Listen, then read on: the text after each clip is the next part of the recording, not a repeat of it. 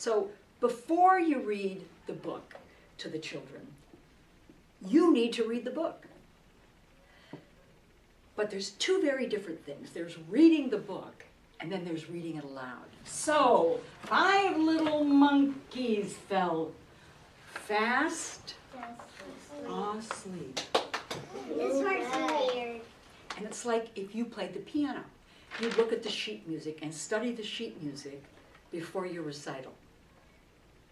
It's about this muscle memory and motor memory, so you have to practice. That's why people do scales on the piano. It's why you practice that song.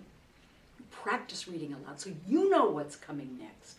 So when it's supposed to be powerful or when you need to pause, you know when that happens.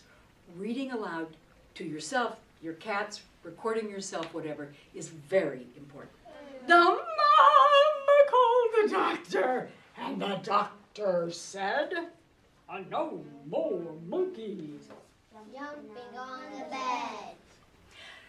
Now, it might seem like a very silly thing, but what to wear when you read to children really becomes important. Because 9 times out of 10, you're reading to children in a very small chair. And if you're a woman in a very short skirt, it can be a problem. And so, also, if you're a woman and you're reading to children and your blouse is coming open or too low. Now, younger kids aren't going to notice so much, but you will notice, you will feel uncomfortable. And what's important is that you become invisible. That all that's important is what is in the book and the fact that those children are receiving that information. What's doing? You see the mouse? He's sleeping. Sleeping. Mosquito. There's a fly. There's a fly. Also, before you read, you'll want to introduce the title. You'll mention it's a title. You'll mention the author, and you'll mention the illustrator.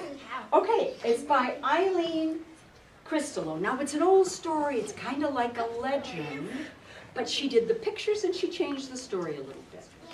And some of the first grade children or kindergartners will know what an author is. Some won't. So you'll say, you know, the author is the person that writes the book. You may say it 3 or 4 times.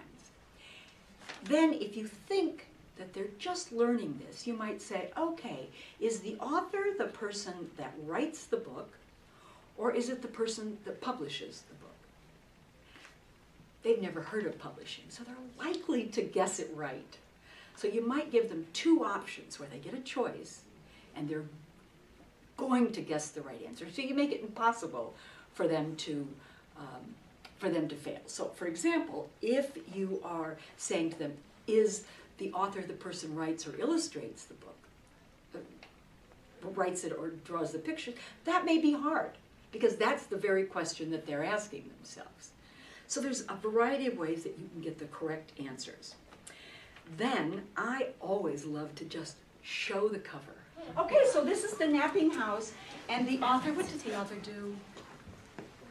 Write the book. And that would be Audrey Wood, and the illustrator is Don Wood.